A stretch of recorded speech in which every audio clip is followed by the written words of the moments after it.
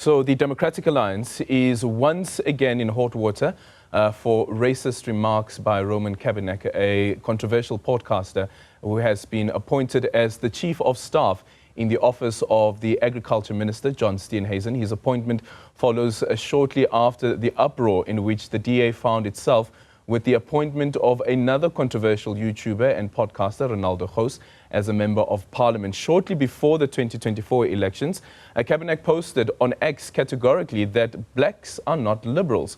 For more on this story, let's now speak to the Executive Director from the Institute of Race Relations, Gabriel Crous, who's joining us this morning. Gabriel, a very good morning to you. Thank you so much for making time for us. So you actually do know Roman. Do these remarks surprise you at all?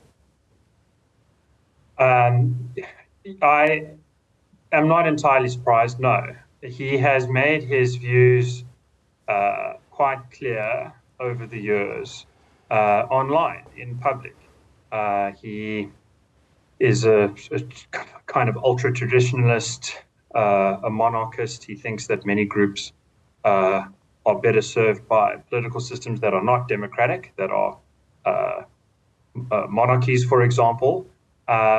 He rejects the South African Constitution in large parts, and his attitudes towards, I should say, he's a very well-mannered guy. He's very easy to get along with. He's very polite to everyone that he deals with from all backgrounds. But yeah, when it comes to how he thinks the government should run, how he thinks the country should run, he has repeatedly endorsed positions that are in conflict directly with the founding values of our Constitution. Yeah, which is, of course, also interesting considering they're part of the Government of National Unity, and why the Democratic Alliance was arguing that they don't want the EFF as well as the MK Party part of the Government of National Unity, was because they are anti the Constitution of the country. That's the DA's interpretation. Yet the leader of the DA, who is also the Minister of Agriculture, has now appointed this particular individual to be the Chief of Staff in his department. And Chief of Staff also means that you will be interacting with people who work for the department, and the majority of the people that are employed by the state are black. Yeah, I mean, I think black, white, Indian, colored, I think it could be difficult for people from all of the race groups to work for someone who publicly says categorically that blacks are not liberals. To complete the context of that tweet, he said the DA is a constant reminder that blacks are not liberals. If you want to be a liberal party, it cannot be black run. So he sort of insists that if the DA wants to be a liberal party, it must always have a white leader or something like that. And, I understand that Roman does not think being a liberal is a good thing. In fact, Roman has said that all liberals are bad. It's always bad to be a liberal. But nevertheless, to say what he said, I think would put a lot of people in an uncomfortable position, taking orders from a guy who has that kind of view. Yeah. And politically, as you said, with regards to the EFF, I mean, I do think that it's crucial to understand how politically baffling this is. As you say, the DA's position has been that they're trying to uphold constitutional values. They're trying to put merit first. They're trying to be non-racial in principle and in practice. And it's very difficult to understand in that context how this appointment makes sense. Yeah, I just want to read another X from July 2022. The mass immigration of poor Xhosas into the Western Cape has left a battered coloured community fighting for resources. Apologies, I think I'm going to have to use this. Hutful Capetonian ethno-nationalist coloured organization want to protest. So what should we then read into this?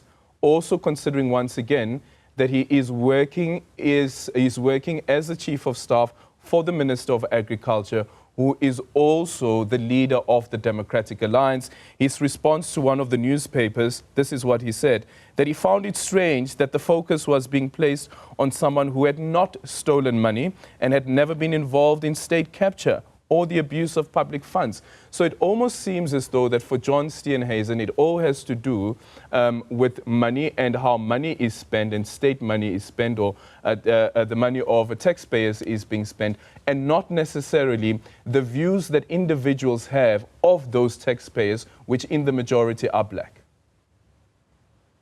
I think we have to be careful here. So I can paraphrase another tweet from May this year, where he said Bantus and Arabs are not democratic kinds of people. He used words to that effect. And so, again, just categorically by race, saying what kinds of people are fit for what kind of political dispensation. That is clearly like the claim that blacks are not liberals. Just clearly a racist comment. The comment that large numbers of Xhosa people have immigrated from the Eastern Cape to the Western Cape, if you look into Stats SA, they'll use the word immigration to describe movement across provincial boundaries. If you look at Stats SA, they categorize people by language group on some occasions. Yeah. So, if you're just describing the fact that there has been a colored nationalist backlash, that's a political reality that you're not necessarily endorsing or not endorsing. The problem is what he endorses. So he endorses Urania, for example. Urania is a white Afrikaner-only exclusive racial enclave in the semi-desert. Roman went there and shot a video, a series of interviews, said how nice and neat the place is, said how fabulous it all is, and how good and working class, and then said, to his viewers, this is what you should go and do, build your own Urania. So I just want to draw a line here between, there are a lot of things that he said that are controversial and that I think do not rise to the level of being anti-constitutional or outside of the normal dispensation.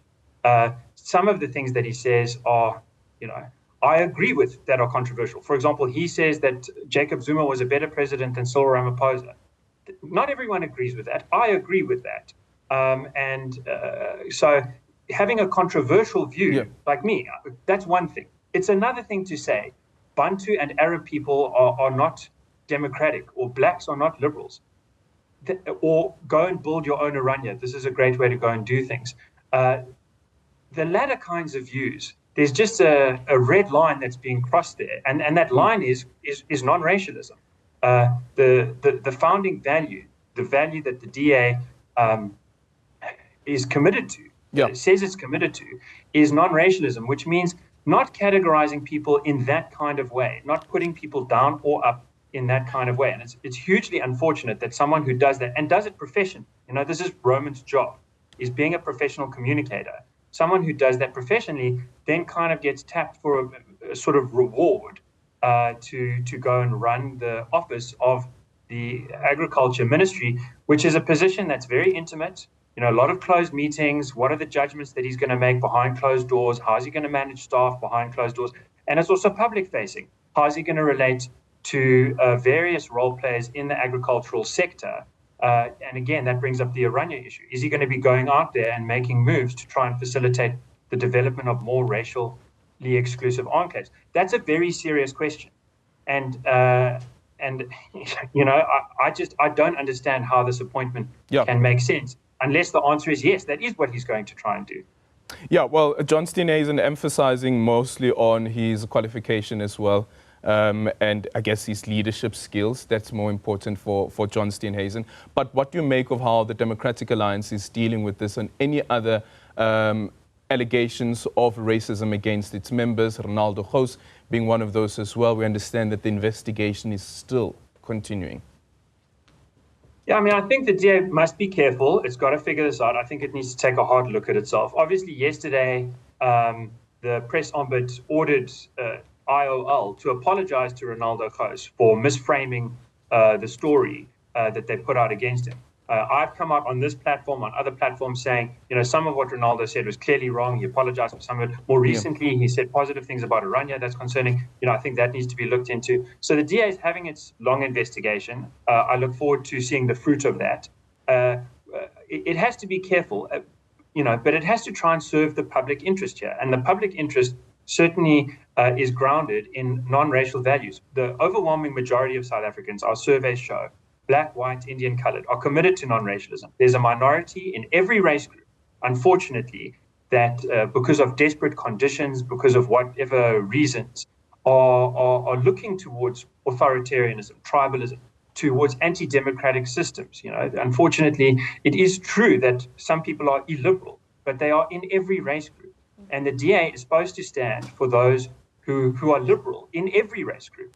And it needs to figure out how that principle actually plays out in practice when it's in charge. It's now finally in charge in the union buildings of major departments. And it's been trying to build towards that for generations. Now it has the chance. What does it mean? I don't know how this is going to play out. So far, Steenhuisen obviously responded only to some of the tweets. Roman has deleted a lot of his tweets, so no one knows what does Steenhuisen know, what does he not know, what does the DA know, what do they not know. But I think they need to figure it out, and I think they need to be very, very honest with themselves. If they want to govern this country, if they want to make the bid to South Africans that non-racialism is a winning formula, it really does start at home. It starts in how you treat your own workers, in how you treat your own managerial positions, and the message that you send to everybody in how you make those decisions. Yeah, thank you so much for that, Gabriel. I wonder what supporters of the Democratic Alliance are also thinking about how the party is dealing with these issues. Just an example, if you look, for instance, at the Social Research Foundation's report that indicates that whites accounted for 40% of the DA supporters. Overall breakdown is that 8% are Indian, 27% are colored, 24% are black. And as you say, that the rainbow works, but let's see how they respond as members of the party. That was the executive director from the Institute of Race Relations, Gabriel Crous.